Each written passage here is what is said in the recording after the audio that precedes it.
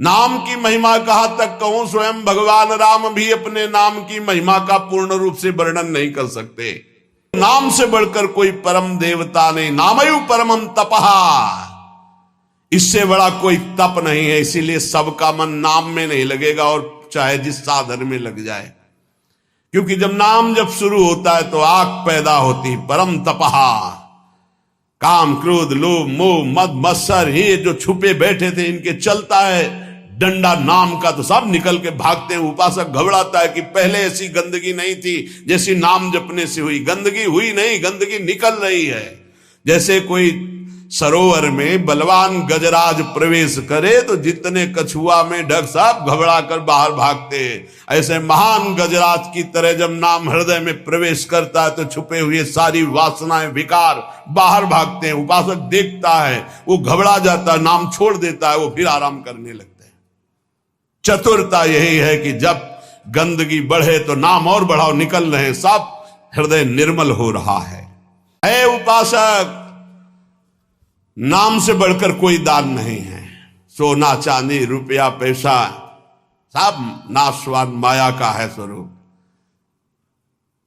दान शब्द से अपने जीवन का दान कर दो प्रभु के चरणों में, अपनी श्वासों को प्रभु के नाम कर दो और जपो नाम, इससे बड़ा कोई दान नहीं है। भगवान ने कहीं कुछ बात मांगने की नहीं कही है।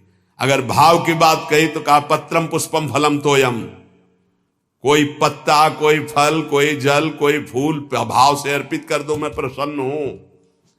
भगवान ने मांगा है तो यही कहा, मय्येव मन आधत्स्व मयि बुद्धिम निवेशय, तुम अपना मन मुझे दे दो, देव करो दान। मन देने का मतलब क्या है?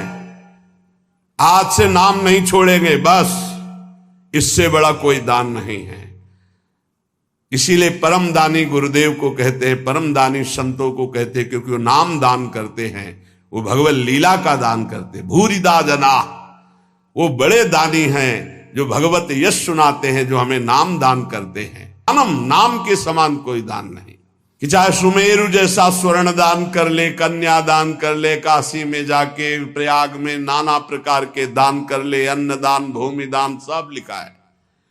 लेकिन जो नाम जप कर रहे हैं कृष्ण कृष्ण कृष्ण कृष्ण कृष्ण, उनके समान कोई बड़ा दानी नहीं है। एक नाम के बराबर ये सब दान फीके पड़ जाएं, क्योंकि मर्त्य दान है और ये सत्य अविनाशी कृष्ण नाम है। नामयु परम क्रिया, सबसे बड़ा महान कर्म है जो नाम जप कर रहे हैं। नामयु परमो धर्मो, वही सबसे बड़ा धर्मात्मा है जो नाम जप कर रहा है। नामयुवार्थ प्रकीर्तिता, सबसे बड़ा अर्थ जमा कर रहा है वही जो नाम जप। कबीरा सब जग निर्धना धनवंता नहीं कोई, धनवंता सोई जानिए जाके राम नाम धन होए। जो नाम रूपी धन एकत्रित किया, सबसे बड़ा अर्थवान वही। नाम ही तुम्हारी समस्त कामनाओं को पूर्ण कर देगा। जिस समय नाम के प्रभाव से नामी का साक्षात्कार होता है, उसी समय सारी कामनाएं स्वाहा हो जाती हैं। जन्म जन्मांतर की जितनी वासनाएं कामनाएं इच्छाएं तृष्णा सब नष्ट हो जाती है। जे ही केवट श्री भगवान के चरणों का स्पर्श करके पखार रहा है, उस समय दशा देखिए। थोड़ा एकाग्रता पूर्वक जब आप वहां दिल को जोड़िए, हृदय को जोड़िए, तो आपको अनुभव में आवे अति आनंद। भगवान के चरण स्पर्श करते ही ऐसा अद्भुत आनंद उमग रहा है, आंखों से अश्रु बह रहे, हृदय आनंद से परिपूर्ण है। भगवान बाद में सियाजू की अंगूठी देते हैं, क्योंकि भगवान तो तापस्वेश विशेष उदासी कुछ भी नहीं प्रगट में देने के लिए, पर सियाजी ने जो भगवान के नाम से अंकित अंगूठी थी, भगवान की प्रदत्त, वो दे रहे हैं। केवट का नहीं, अब नहीं। समस्त कामनाएं भस्म हो गई। बहुत कर्म किए, अनंत जन्मों में क्या क्या ना बना, क्या क्या ना किया, नाथ आज मुझे मंजूरी मिल गई आपके चरण आरविंद। ये पूर्णता है जहां कोई चाह नहीं, कोई सोच नहीं, कोई आकांक्षा नहीं। यही हमारा स्वरूप है, यही हमारी सिद्धि है। परमयु धर्म, परम धर्म का प्रादुर्भाव अर्थात परम प्रेम लक्षणा भक्ति का प्रादुर्भाव नाम से हो जाता है। एतेषाम साधनम नाम कामिनाम काम साधनम। यदि तुम्हें काम अर्थात अपनी कामना की ही पूर्ति करनी तो डट के जपो नाम, देखो क्या नहीं प्राप्त हो जाता है। सब प्राप्त हो जाएगा, जो चाहोगे प्राप्त हो जाएगा, पर डट के जपो। पहले अपने पापों को भस्म करो जो तुम्हें दुख देने के लिए आ रहे, तुम्हारी उन्नति में बाधा पहुंचा रहे, तुम्हें बार बार पराजय का मुख दिखा रहे हो, तुम्हारे कर्म है, उनको पहले भस्म करो नाम जप से। नाम ही परम भक्ति है, भक्ति का सबसे पहला और प्रधान लक्षण है। तदर्पिताखिलाचारिता तद्स्मरणेन परम व्याकुलते, अपने समस्त आचरण भगवत समर्पित और निरंतर नाम जप। यदि नाम जप भूल जाए तो परम व्याकुलता, जैसे मछली को जल से बाहर करो तड़प कर प्राण दे देती, यह है भक्त का लक्षण। परमागति ही, नाम ही परम गति। नाम चल रहा, अब चिंता की बात नहीं कि हमारा कल्याण होगा, हमें भगवान मिलेंगे कि नहीं, नाम चल रहा है। नामयु परमम जाप्यम, समस्त यज्ञों में सर्वश्रेष्ठ यज्ञ, यज्ञानाम जप यज्ञोस्मि, जप यज्ञ, और जप में सर्वश्रेष्ठ नाम जप। नामयु प्राप्यम उत्तमम, जिसे नाम प्राप्त हो गया गुरुदेव से वो उत्तम गति प्राप्त हो गई। हे झूमना चाहिए, मुझे नाम मिल गया, लेकिन इतना कीमती वस्तु मिल गई, घिघियाते घूम रहे हैं, विषय के लिए भीख मांगते घूम रहे हैं, ये दे दो वो दे दो, हे प्रभु ये दे दो। अभी तक अरे मंगवे भलो न बाप सो जो प्रभु राखे टेक, तुम्हारी गरज हो तो देव, चाहे हरि से भी। वो कह रहे योगक्षेमम बाम्यम, तुम बावरे बन रहे हो, उनसे मांग रहे हो। सर्वज्ञ सर्वत्र सर्वशक्तिमान कर तुम अकर तुम, हरि कह रहे तुम केवल मेरा भजन करो, मैं देखूंगा। तो जो ही प्यारो करे सोई मोहि भावे, ऐसा सोच कर क्यों मगन नहीं होते? नहीं, ये घिघियाना, ये मांगना, ये हमारा स्वभाव बन गया है। पूरे जगत से, वही जगदीश से भी। क्या करोगे? अभी जाना है, बोझा लाद के क्या करोगे? स्टेशन में बैठे हुए आदमी को कहा जाए इस घर है तुम्हारा, रहो। बोले हमें तो यात्रा करनी है, हमें घर की जरूरत क्या, हम तो 10 मिनट बैठे हैं, अभी गाड़ी आई चले गए। ठीक ऐसे ही आप हैं, गाड़ी आने में देर नहीं है, पता नहीं है किस मिनट में आएगी, और जिस मिनट में आएगी तो जबरदस्ती आपको जाना ही जाना होगा, एक सेकंड नहीं रुकोगे। उसकी तैयारी करो। कौन, बिरला ही कोई तैयारी करता है यहां से जाने की, और जो तैयार हो गए तो मृत्यु को महामहोत्सव मानते हैं, और जो तैयारी नहीं करते वो पछता कर चले गए। हम तुम सबको जाना है, जाने की तैयारी कर लो। जो पहले से तैयार न थे पछता कर चले गए। रहे न रावण सम अभिमानी, हिरणा कश्यप सम वरदानी। खान विभव की खान, जगत में कुछ दिन के मेहमान, भजले श्री भगवान जगत में कुछ दिन के मेहमान। नामयु परमम जाप्यम, नामयु प्राप्यम उत्तमम, परम जाप्य नाम है, वो महान उत्तम गति को वर्तमान में प्राप्त है जो नाम जप कर रहा है। जो अकिंचन निष्काम महापुरुष है, उनका परम धन नाम है। भुक्ति अर्थात भोग चाहिए, मुक्ति अर्थात मोक्ष चाहिए, जो सुख चाहिए वो मिल जाएगा, डट के नाम जप करो। नामस्यात् परमम सौख्यम, परम सुख प्रदान करने वाला समर्थ है नाम। नाम वैराग्य कारणम, जितना नाम जप करोगे स्वयं देखोगे संसार से तुम राग रहित होते चले जा रहे हो। संसार तुम्हें प्रिय नहीं लग रहा है। ब्रह्मादिक के भोग सब विषम लागता ही, नारायण ब्रज चंद की लगन लगी है जाई। लगन का तात्पर्य होता है निरंतर नाम जप करना। अंतःकरण की बहुत जल्दी शुद्धि नाम जप करने से हो जाती है। अंतःकरण शुद्ध होने पर नाम जापक के हृदय में शुद्ध ब्रह्म तत्व का बोध कराने वाला ज्ञान हो जाता है।